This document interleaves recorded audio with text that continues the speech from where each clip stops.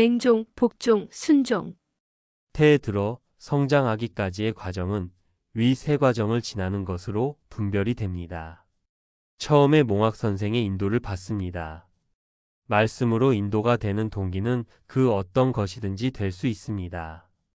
그 인도의 동기가 곧 하나님의 인도는 아닙니다. 이미 정해놓으신 하나님의 섭리적 이치상 말씀으로 인도될 수 있는 조건을 마음에 품게 되면 그 마음을 보신 하나님께서 이미 준비해 놓으신 말씀으로 인도하시는 것입니다. 그 사람이 누구인지, 어떤 일을 하던 사람인지, 어떤 상태에 있었던 사람인지는 말씀으로 인도가 되고 안 되고의 조건이 전혀 될 수 없습니다. 왜냐하면 세상에 유한한 존재인 사람 스스로 하나님의 선, 곧 영원한 존재로서의 영을 살릴 수 있는 말을 하거나 글을 쓰거나 이론을 발표할 능력이 있는 사람은 있을 수 없기 때문입니다. 또한 성령의 법으로 들어가 영을 살리는 말씀을 대하고 그 말씀을 따라가기 시작하지 않은 상태는 누구든지 죄인의 상태일 뿐입니다. 섭리적 이치 안에서 아버지께서 말씀 안으로 인도되게 하신 경우는 다음과 같습니다. 인생의 헛됨을 인지한 경우, 허상을 인지하고 실상을 찾음. 막연하게나마 간절히 조물주를 찾는 경우, 사람이라는 존재의 무가치함을 인지함. 인생이 전부가 아니라 뭔가 더 있을 것이라는 찾음이 있는 경우, 영혼에 대한 지각을 가지고 있음. 이 정도가 사람이 말씀으로 인도될 수 있는 조건을 갖추고 있는 것이라 할 수 있습니다. 성경의 세상의 끝에 있다. 혹은 찾아다니다가 변방에 머물러 있게 되었다. 혹은 지각 있는 자가 있는가 보려 하셨다. 등의 표현으로 말씀 안으로 부르시는 자들의 특성을 이야기하셨습니다. 그러므로 누구든지 혹 교회를 다니다가 절에 다니다가 철학을 하다가 고생스러운 삶을 살다가 작두를 타다가 이단이나 사이비에 몸을 담고 있다가도 부르심을 받을 수 있게 되는 것입니다. 어차피 하나님을 모르기는 모두 동일한 상태이기 때문입니다. 성경 지식이 해박하다고 해서 유리한 점도 없습니다. 오히려 그런 자가 더 불리합니다. 잘못 알고 있는 것들을 지우는데 많은 시간과 수고가 필요하기 때문입니다.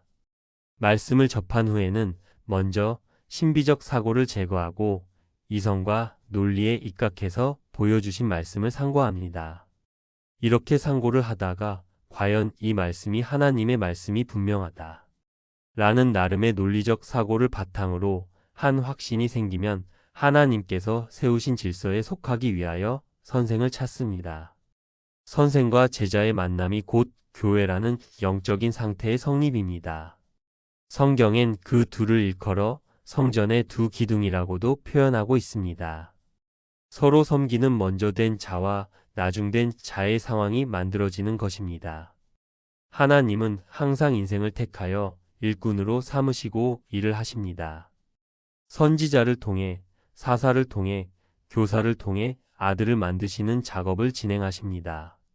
왜냐하면 하나님과 사람 사이에서 공이 옳다고 인정되는 공의성이 확보되어야만 하기 때문입니다.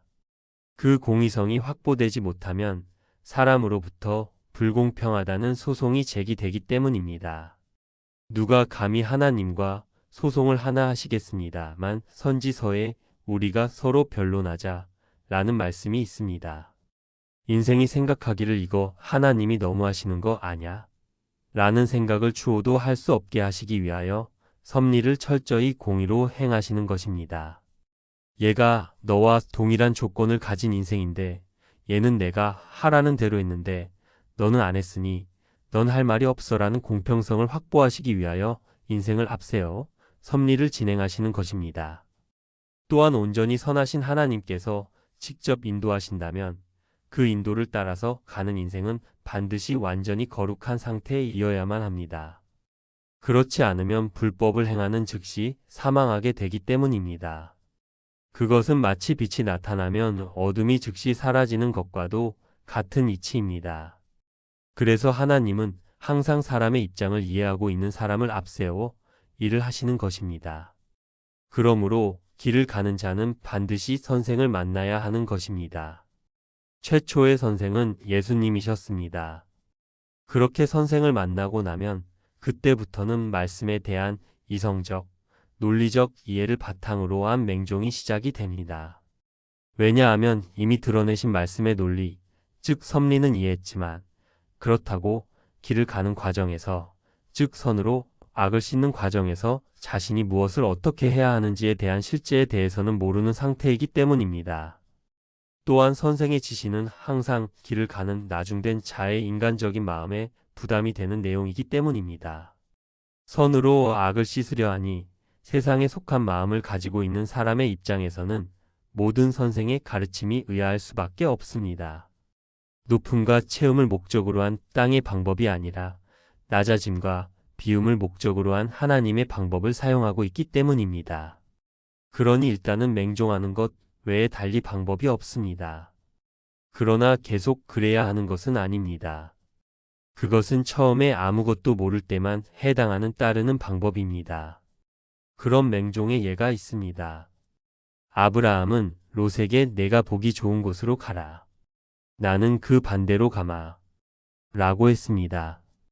롯이 가는 인생의 눈에 좋아 보이는 방향의 반대 방향은 광야입니다. 말씀을 따라 길을 간다는 것은 그렇게 스스로 광야를 택해 가는 것입니다. 야곱처럼 아버지의 유산을 포기하고 알거지로 떠나는 것입니다. 그래서 처음 길을 가는 자는 이 하나님의 방법에 대하여 맹종이 필요한 것입니다. 그런 과정을 지나 어느 정도 성장을 하게 되면 다음에는 복종이 요구됩니다. 성장을 했다고 해도 그 마음엔 여전히 실상인 영보다는 허상인 육신적인 것에 마음을 두는 경우가 많은 상태이기 때문입니다. 또한 성장할수록 가르침의 강도도 올라가므로 바늘로 찌르는 잠언의 아픈 정도 역시 강도가 세지고 범위도 넓어집니다.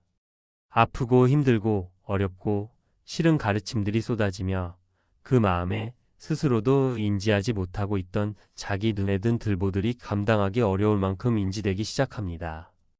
그 가르침들에 대해서는 순종이 안 됩니다. 왜냐하면 마음이 그 지적을 싫어하고 아파하기 때문입니다. 그러니 어찌 순종하겠습니까? 그렇다고 복종하면 기분 좋은 결과가 나오는 것도 아닙니다. 인간적으로는 자책과 심적 괴로움이 쌓여가게 됩니다. 그렇기에 그 과정에서는 복종하는 종의 마인드가 요구되는 것입니다. 그 다음 그 복종의 과정을 어느 정도 지나고 나면 비로소 스스로 따르는 하기 싫은 것을 하게 하는 목적이 자신을 위한 것임을 분명하게 알게 됩니다. 그리고 그냥 알거나 설득당해서 아는 것이 아니라 체득하게 됩니다. 그 다음부터라야 비로소 스스로 순종하게 됩니다. 설명드린 이 과정이 산 제사를 드리는 과정입니다. 그런데 순종이 제사보다 낫다는 가르침도 있습니다. 억지로가 아니라 스스로 자기를 부인하면 언제든지 스스로 억지로 따라가는 것을 그만둘 수도 있다는 것입니다.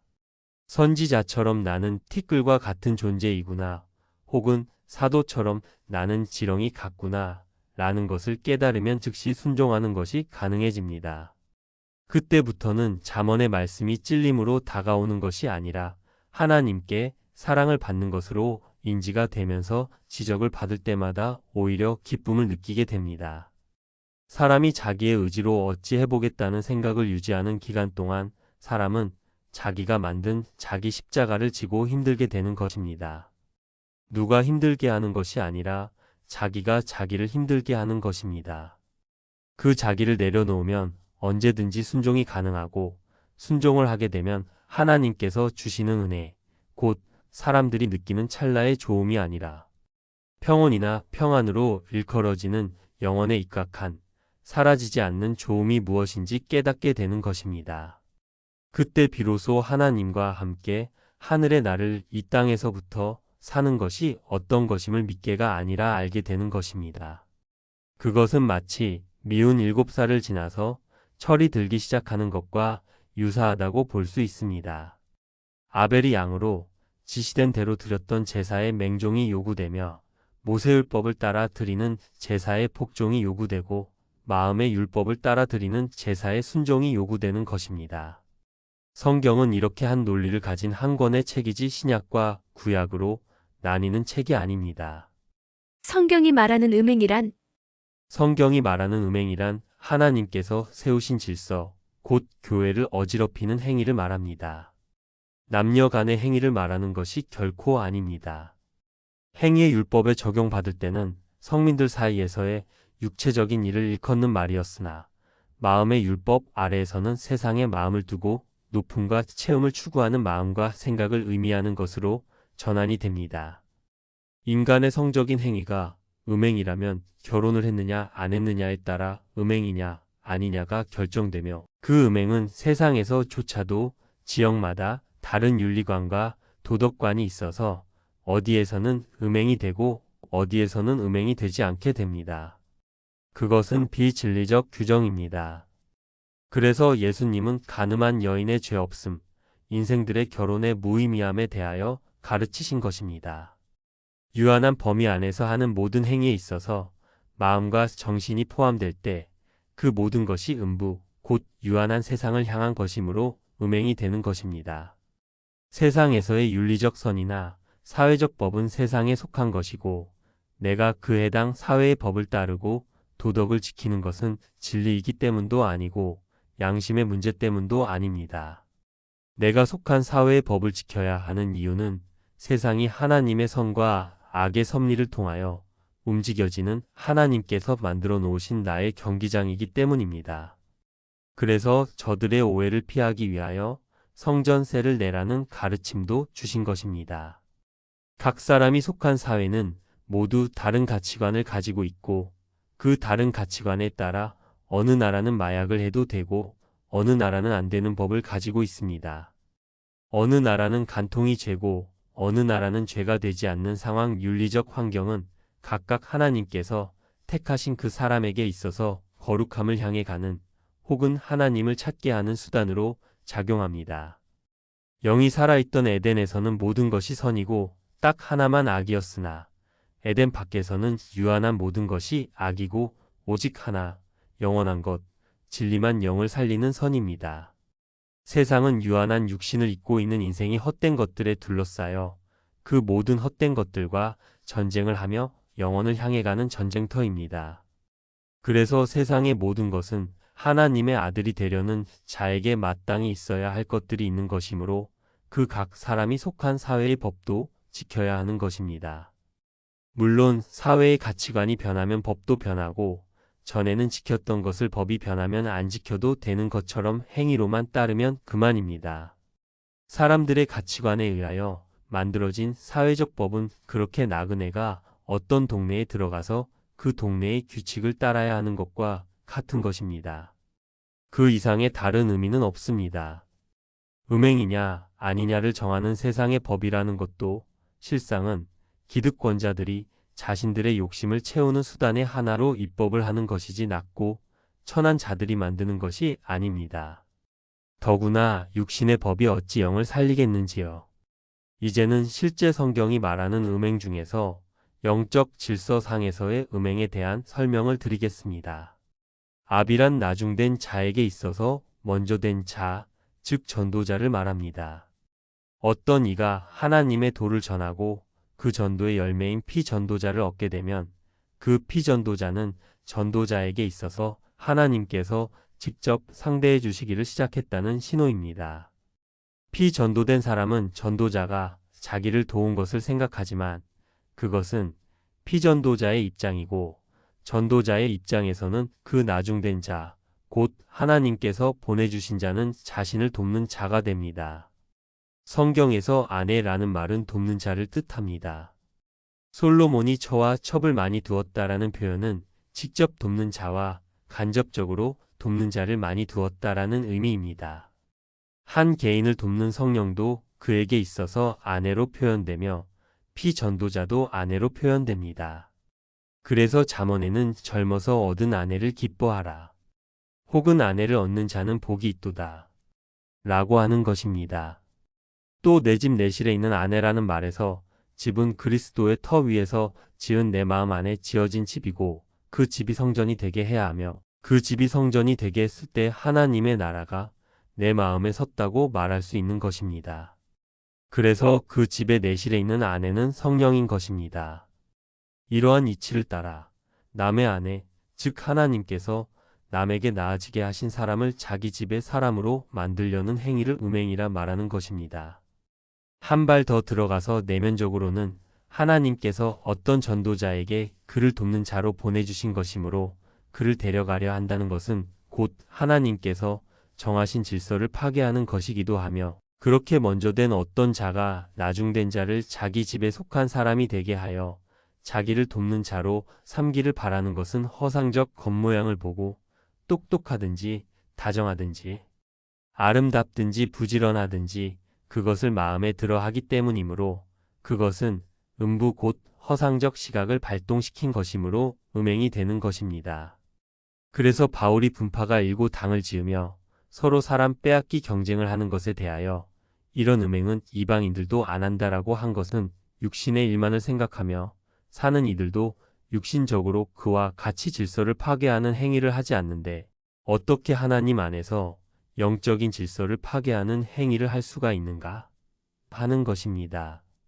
그 음행은 단순한 인간의 윤리적 행위를 말하는 것이 아니기 때문에 다음과 같은 말씀도 있는 것입니다. 잠언 6장. 음료로 인하여 사람이 한 조각 떡만 남게 됨이며 음란한 계집은 귀한 생명을 사냥함이니라. 사람이 불을 품에 품고야 어찌 그 옷이 타지 아니하겠으며 사람이 숯불을 밟고야 어찌 그 발이 되지 아니하겠느냐. 남의 아내와 통간하는 자도 이와 같을 것이라. 무릇 그를 만지기만 하는 자도 죄 없게 되지 아니하리라. 도적이 만일 줄일 때에 배를 채우려고 도적질하면 사람이 그를 멸시치는 아니하려니와 들키면 7배를 갚아야 하리니 심지어 자기 집에 있는 것을 다 내어주게 되리라. 부녀와 간음하는 자는 무지한 자라. 이것을 행하는 자는 자기의 영혼을 망하게 하며 상함과 능욕을 받고 부끄러움을 씻을 수 없게 되나니 그 남편이 투기함으로 분노하여 원수를 갚는 날에 용서하지 아니하고 아무 벌금도 돌아보지 아니하며 많은 선물을 줄지라도 듣지 아니하리라. 위 말씀에서 남편은 하나님이십니다. 예레미야 3장 14절. 나 여호와가 말하노라. 배역한 자식들아 돌아오라. 나는 너희 남편임이니라. 내가 너희를 성읍에서 하나와 촉속 중에서 둘을 택하여 시온으로 데려오겠고. 본래 자식을 낳는 씨, 곧 말씀은 하나님께서 아들을 얻으시기 위하여 인생에게 주신 것이기 때문입니다. 이것을 이해하는 데에는 레위기에 언급되어 있는 음행에 관한 규례를 굳이 영적으로 분석하고 증명할 필요도 없습니다. 육체적인 도덕적 양심이나 윤리적 선이나 사회적 법규를 하나님의 진리와 혼합하여 사고하며 혼동하지 말아야 할 것입니다. 그렇게 섞어 생각하는 것만으로도 성령의 법을 회방하는 죄를 짓는 것입니다. 육신으로는 가이사의 사회의 삶으로 가이사의 법을 따르고 마음으로는 하나님의 나라의 삶으로 하나님의 법을 따르면 되는 것입니다. 이것을 혼동되면 집총 거부니 병역 거부니 탈세니 하는 하나님의 영적인 법을 세상에 들이대고 황당한 문제들을 일으키게 되는 것입니다. 그것이 하나님의 나라에서 사는 사람과 무슨 상관이 있겠습니까? 몸으로는 가이사의 사회에서 가이사의 것을 사용하고 있으니 가이사에게 주어야 하는 것은 마땅히 가이사의 것을 주고 하나님의 나라에 사는 마음으로는 하나님께 드려야 할 것을 드리면 되는 것입니다. 물론 하나님의 것은 유물이 아닙니다. 사도행전 17장 25절. 또 무엇이 부족한 것처럼 사람의 손으로 섬김을 받으시는 것이 아니니 이는 만민에게 생명과 호흡과 만물을 친히 주시는 자이심이라. 세상 모든 것이 하나님의 소유인데 어찌 하나님께서 당신의 돈이 필요하시겠습니까? 하나님께서는 마음을 달라고 하셨지 돈을 가져오라고 하신 적이 없습니다. 성경을 빙자하여 헌금을 말하는 것은 사기입니다. 영적인 나라에 어찌 육적인 규례가 있을 수 있겠습니까? 육체의 행위의 율법은 모세의 율법과 함께 폐하신 것입니다. 마음의 율법을 세웠는데 행위의 율법을 다시 만들고 주장하는 것이 곧 음행인 것입니다. 그러나 이와 같은 음행으로 오해하지 말아야 하는 것들이 있습니다. 사회 참여와 사회적 의견을 제시하는 그리스도와 성경을 빙자한 집단들입니다. 그들에게는 성령의 율법이 없습니다. 그러므로 그들이 행하는 것은 하나님과 성경과 아무 상관이 없는 사회적 활동일 뿐입니다. 그러므로 성경적 음행일 수 없습니다. 그들은 하나님과 성경과 아무런 상관없는 자들일 뿐입니다. 그들은 예수님을 제산 나누는 자로 삼고 있는 자들입니다. 누가복음 12장 이르시되 이 사람아 누가 나를 너희의 재판장이나 물건 나누는 자로 세웠느냐 하시고 사람들의 사회적 윤리란 하나님의 선을 따라가는 사람들과는 아무런 상관이 없는 것이므로 그에 대하여 의견이 있을 수도 없는 것입니다. 성경을 윤리책으로 변질시키는 어리석음에 마음을 섞지 말아야 하겠습니다. 표기된 네이버 카페 농부의 지혜로 찾아가시면 성경 내용 전체의 설명글을 가입 절차 없이 읽으실 수 있습니다.